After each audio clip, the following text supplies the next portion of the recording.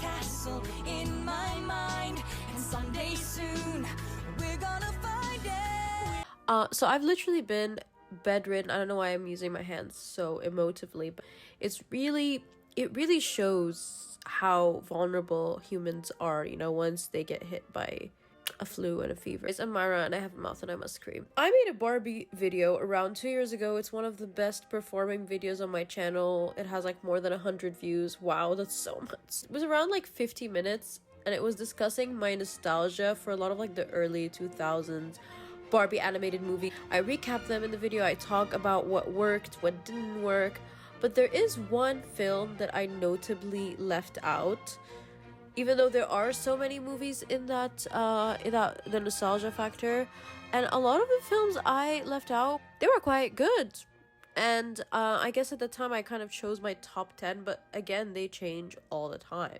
We're gonna talk about one of the films that I left out in that video, Barbie Princess Charm School. Let me preface this by saying it's gonna be like a insane like deep dive analysis, and I don't know if that was the authorial intent, but I don't care. I just want to like complain about it, but I also want to love it because I love it. There's so many movies that I left out of that Barbie video that I just mentioned.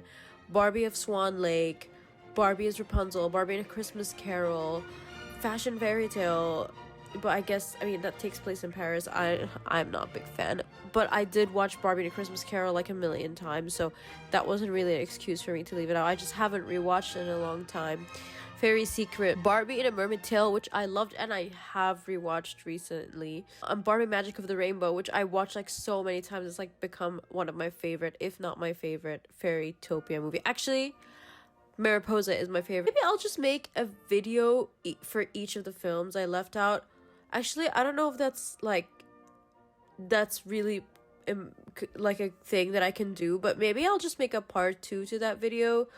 That would require me to rewatch some movies that I haven't rewatched for a while though.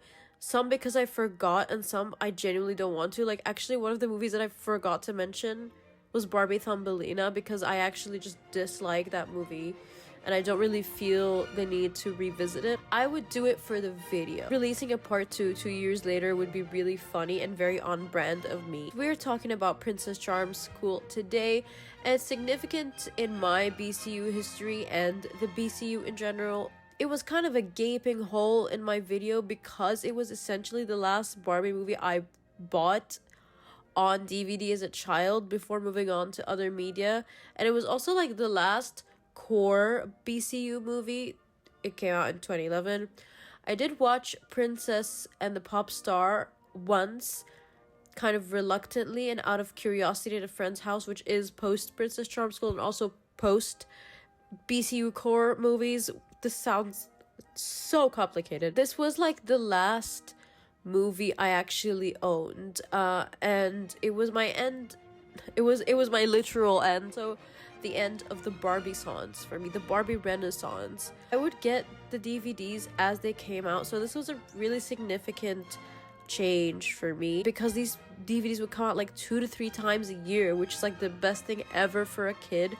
And they were so cheap at the time, I would just keep watching them endlessly. So for me, it was like an end of an era. In the previous video, the nostalgia factor, I said at the time that there was a scene in Princess Charm School that was so painfully cringe that it deterred me from rewatching it. Now fully embracing the cringe because it's like literally socially constructed and I don't really care and whatever, like everything is cringe anyways. Who cares? One of the core BCU classic films. I mean, it's literally often boxed into like the classic Barbie movie box sets because it is one of the classic movies and it is the last one basically. I think I actually really like it and I think I would definitely rewatch it again. It's kind of like a comfort watch, but some parts of it just really had like some weird messaging and kind of reminded me as to why like I don't really revisit the later Barbie movies in the BCU other than Barbie in A Mermaid Tale. We love her, but this one is a bit weird because it like essentially tries to address like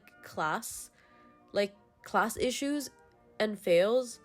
Like the film literally starts with Blair, aka Barbie, talking about how her mom can't afford like good doctors. like in a Barbie movie, and she's like, oh my god, I think we need to move out. And I'm like, oh, this is not how I remembered this movie.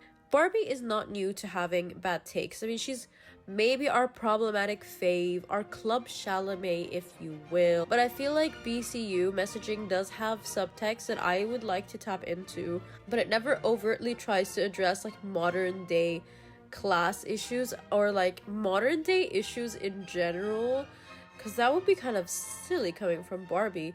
Like when it comes to class, the most a lot of like BCU movies would do is say, hey, maybe like poor people don't suck. And also like having central characters that are working class, think Erica in Princess and the Pauper, even though it is adapted, is kind of notable in its own right, because it does exist in a medieval context. Like you. You are? You're just like me. Or like in a old times context, especially when it shows like the precarious life that they lead. Think Barbie in the Diamond Castle and everything. Bread and jam, or jam and bread. There is a sense that like the system is unmovable. But yeah, Barbie has shown us time and time that she is out of time and sometimes out of touch. But placing traditional Princess Barbie in a modern context, we start to run into some issues. I think that's what Barbie 2023 tries to address, in my opinion, kind of fails to put out kind of a cohesive message.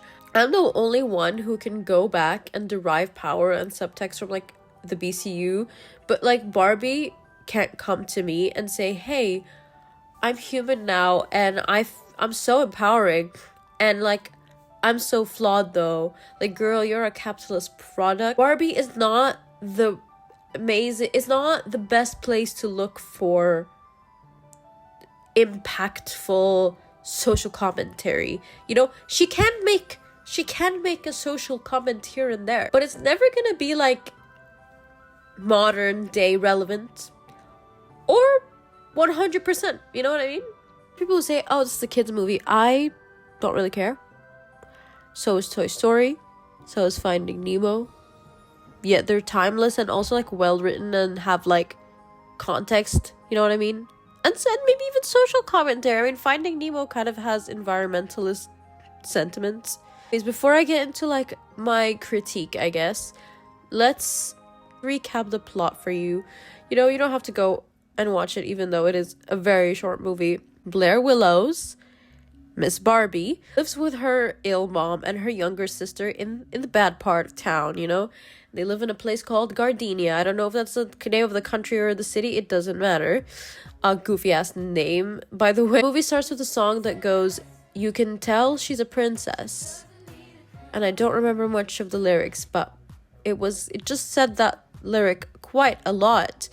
But it's about I guess the movie's core message, because they keep saying this a lot, like being a princess, all girls can be princesses, but it's also like foreshadowing and kind of means nothing, because Blair does end up being related to a royal family member. Moving aside from that, she's waitressing at her local coffee shop to make ends meet for her family. On the other hand, on the other side of town, the capital, if you will, in Panem, a dystopian Oxbridge-like school exists. I'm kidding. Called Princess Charm School, title, which teaches women how to be princesses. There's also a male equivalent to this. It's basically an etiquette school. They've also got like literal felons teaching. I will get into that later. It will make sense later. But I guess, I don't know, graduating from Princess Charm School gives you wealth, I guess, but the film doesn't really clarify how it works or how people really get in, or like if winners have like ruling capacity. Like, do they have a say in like what happens in the country in Gardenia? No clue. And honestly, I don't want to know. We would be running into way more issues than we already have. Each year, though, they hold a lottery for someone random to join the school. Just someone random, right? Blair's sister, unbeknownst to Blair, enters Blair into the competition like a bajillion times. So Blair, of course, gets chosen. I mean, like, the movie wouldn't happen otherwise. Literally, like, the second, like, the freaking second it's announced on TV, the escort appears on her doorstep, which, like, doesn't make any metaphysical sense. Unless, like, the lottery is rigged and they already knew who was gonna be chosen. Because, like, how is he appearing, like, the moment that it's announced on TV? Anyways, this escort is kind of mean and randomly Scottish. I just don't understand these linguistic stereotypes ever, but at first she's like, oh, I don't want to do this, but I need to do this so I can have enough money for our family. So that's really important as a character motivation, right? So she goes to Princess Charm School to get her family out of poverty. She meets Isla and Hadley. So these are her roommates in Princess Charm School, and they become her friends. She also changes her outfit in the school corridor, very slay, and meets a character called Delancey, who's like randomly mean to her for being poor. She keeps calling her the lottery girl and saying that commoners don't belong in the palace. Okay, future royal. She said classism is king and I'm the queen. Understand the lottery is a joke. Isn't it obvious? Commoners like you don't belong here. There are two head teachers. Head teacher Privette, who's just fine. She's okay. She's like the better of the worst. She's the best of the worst. You have Dame Devon, who's the sister-in-law of one queen, Isabella, who died in a car crash years earlier. She's also like literally evil incarnate. I'm talking about Dame Devon here. Her daughter, Delancey, the mean girl that we mentioned earlier, is supposed to take over Gardenia when she graduates. Stay with me, this is important for later.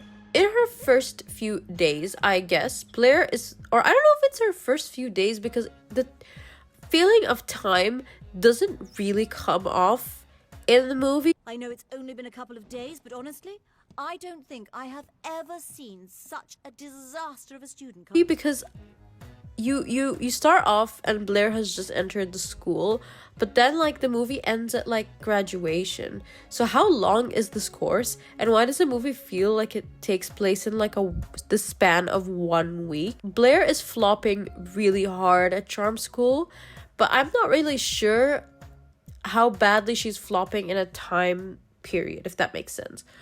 But it honestly is kind of the school's fault. Like, is being a princess really about balancing 10 books on your head, like, in the year 2011 as well? Like, don't you have to take history classes or politics or something? Blair is so clumsy, and everyone is being so nasty boots to her, and she's, like, implied to be, like, a new girl, right? Like, I thought schools were meant to teach.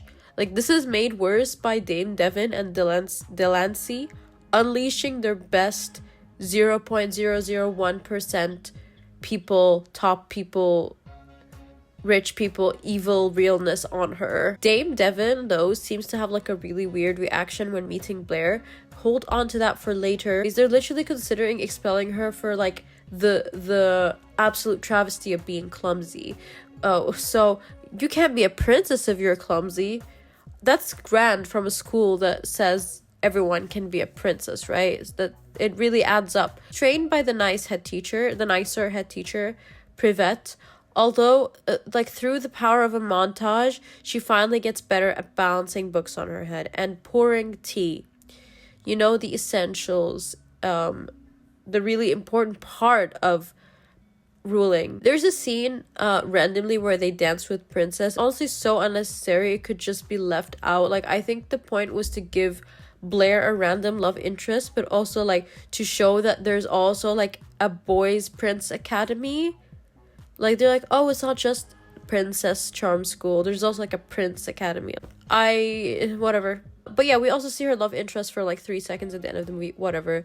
Then they're in the place, that's a great typo in my script. Ella, Hadley, and Blair are roaming around the palace, and they discover a portrait of the late Queen Isabella. We mentioned she died earlier in a car crash, and they're like, oh my god, Blair, you look so much like her. Like, it's uncanny. You look. And she sees the dog in the portrait, and we have met this dog before in the movie, and this dog was like really nice to Blair. She realizes, oh my god, her birthday is the day which she was found on her mom's doorstep corresponds to the day of the car crash. Isla and Hadley make the connection that she's Princess Sophia, long lost daughter of Queen Isabella, and the true heir to the throne. Blair is like, you guys are crazy. What a reach. Like, literally, did you stretch? You should stretch before you reach. Delancey overhears this and immediately she's like nice to Blair. Footnote, I don't know about this and I don't know if that's like the reason she becomes nice to Blair. And my question is like, is this supposed to be like, is she nice to Blair because she finds out she's royalty? How gullible is everybody in this movie? Oh my god. My question is though, like, hasn't Blair ever searched up photos of like Queen Isabella before? Like, has she never questioned her past or like who was her real mother? Like, it's like, we have established that this movie takes place in 2011. Like, laptops exist, the internet exists. Like, Blair has an iPod. We see it at the beginning of the movie, right? 10 minutes later, Blair is convinced she's royalty because Dame Devon says Delancey is gonna gentrify Blair's neighborhood and get rid of her house when she rules Gardania. Okay, Barbie tackles gentrification. What a serve. What a serve. The execution is perhaps not ideal. Delancey seems pretty unhappy about this plan. Like, she's low-key like, maybe gentrification is not a slay, but actually what they wanted to do is just remove the buildings and replace it with parks, which like I don't really know if Delancey is being nice to Blair because, again, is she royalty or because she feels bad about the gentrification plan? Like, that's a big question mark for me. Footnote asterisk. I don't know what that means. I use APA style, so let me speed it up though. Let me speed it up. Dame Devon tries to get the girls expelled by framing them for theft. Like, what a horrible person. They say that the evidence has been mounted. Unless there is another way to explain this. As in the presence of one witness. Like, girl, where are the CCTV cameras in this place? This is a palace. There's like one security guard. Delancey feels bad, helps them break into the underground lair with a crown that apparently glows on the rightful heir's head. Stay with me. They get trapped by Dame Devon in the worst heist ever put to screen. As I mentioned, there was only one security guard that they had to distract in a palace. Stuck. Plot armor happens. They escape by doing some weird technological thing that doesn't make sense. They hijack the coronation. Amazing hot potato crown scene. I always love these unironically. And Dame Devon confesses to unaliving Queen Isabella in the car crash. Okay, Princess Diana conspiracy theory moment. And Blair gets crowned and chooses Delancey as her Lady Royal. No, I don't know what that means. Okay, lots to unpack. Let's talk about the positives. So, like many early BCU movies, there's a magic system here. It does add an element of fantasy and it's very much conventional. A lot of the early BCU movies work because they are fantastical and they kind of don't make sense. But once Barbie looks like she's seen an iPhone, it gets a bit complicated and it's not escapism anymore. And while the magic system exists here, this idea of like, oh, Barbie has seen an iPhone, that is a problem for me. But there are a lot of BCU conventions we know and love or maybe hate. You know, a random plot to take over the throne. Everybody's always after the throne, okay? But it makes less sense here than it did in like medieval times, right? Just saying. Glitter, dress transformations, hair transformations, we love to see it. Fairy helpers, perhaps murder and treason. Anyways, this film is really fun, fast-paced. It also like really oozes with personality. The montage scene, you know, the one where she's like learning to balance books on her head. Very, very good skill, by the way. It kind of reminds me of Barbie and the Three Musketeers. Like, the transitions are a bit funky sometimes. It's fun. It has heart. You know, it has heart.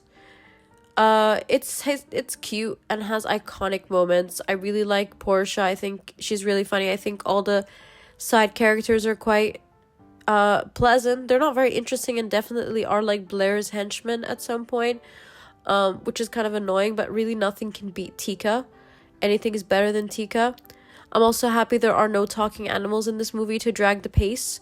Also, no male characters. No male character subplots, just women, and I love that. It's really what the BCU is about.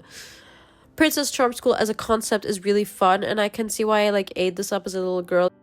The fact this film does initially focus on a working class family struggles. I mean, to be fair, Princess and the Pauper kind of does too, but here the focus is to make a comment on that. I mean, that's the whole idea. Like, that's the whole, like, incentive for Blair to go to Princess Charm School. I think that immediately puts it as, like, a valuable theme or a valuable part of the story.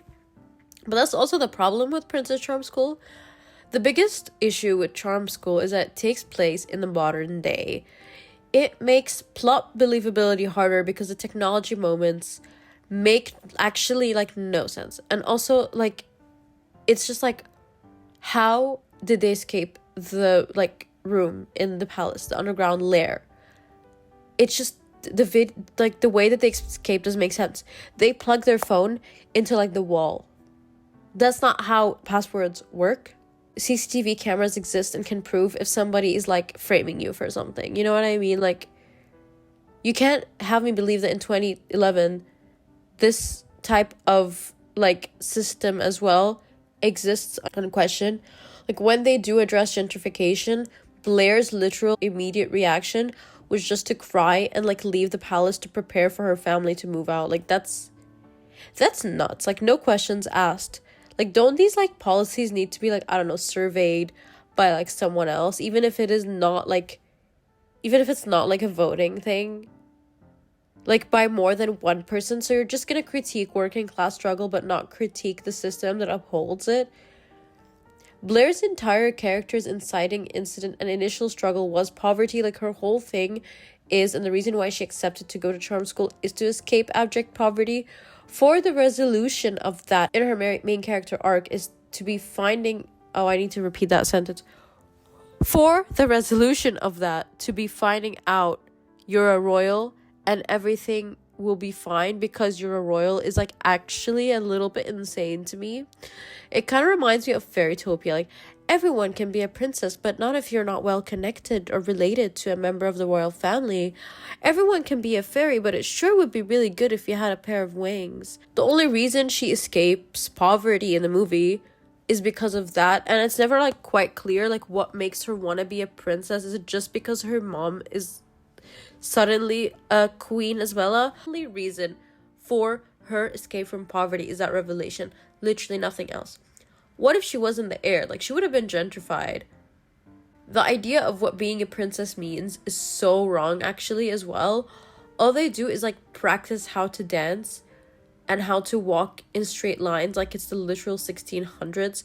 Not one woman reads a book in this movie, and I think so it's, like, really more of an etiquette school and not really, like, a princess charm school. Like, it's teaching you how to use cutlery and stuff. Like, it's this type of, like, table manner etiquette that's actually, like, rooted in, like, classist ideology.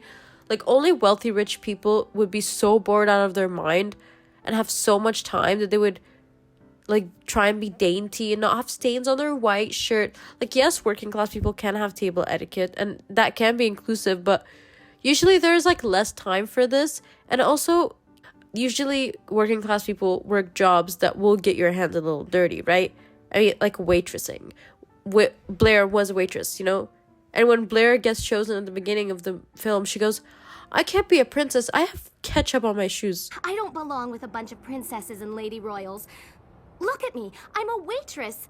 I've got straws in my pocket and ketchup on my socks. Equates being a princess with behaving like an aristocrat, and its message is, there's a princess in all of us, but you gotta act like a wealthy person or be a wealthy person.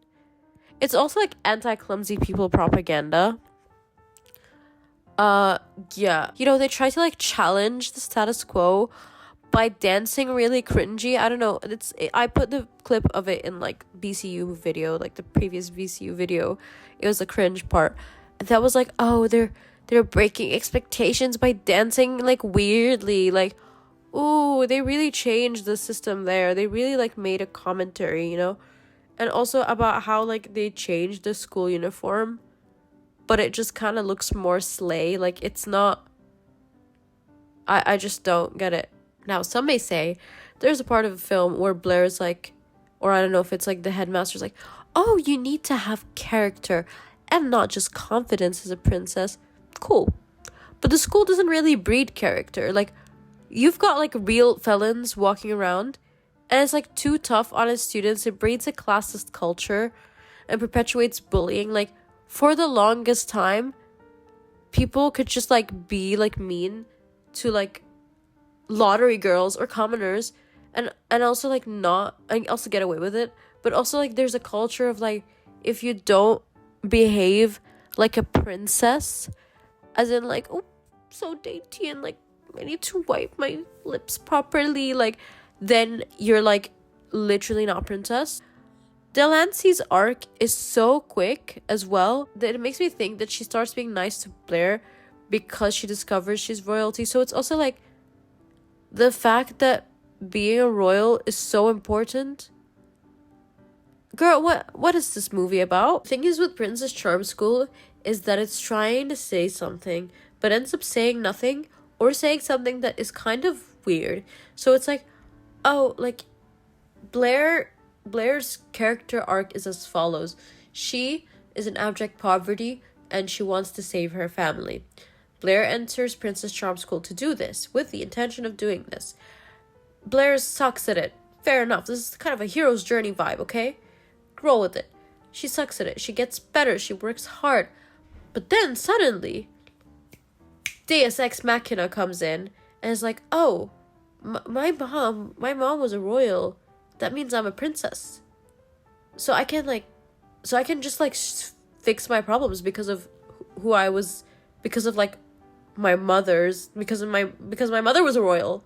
And then suddenly she decides that she wants to be queen to fix gentrification and to like give her parents a better life. Like, that's the only way she can escape poverty. I don't know if that says a lot about her character or nothing at all, or if it says a lot about like the system they live in which in 2011, in that day and age, the only way you can escape really bad policy is by like trying to claim the throne. Anyways, I think maybe that's not the intention of the movie. I think it's maybe an innocent movie, but I like to read into things. You know me, I love that. That's my life. It's my life and legacy. But yeah, what did you think of Princess Charm School? Did you love it? Did you hate it? I love it personally. I think it's a fun little comfort watch. But I have a particular problem with the way that it tackles issues in the modern day. If you set Princess Charm School 100 years ago, it would have not scratched my brain like this. But some things need to be addressed. Okay, thank you, bye.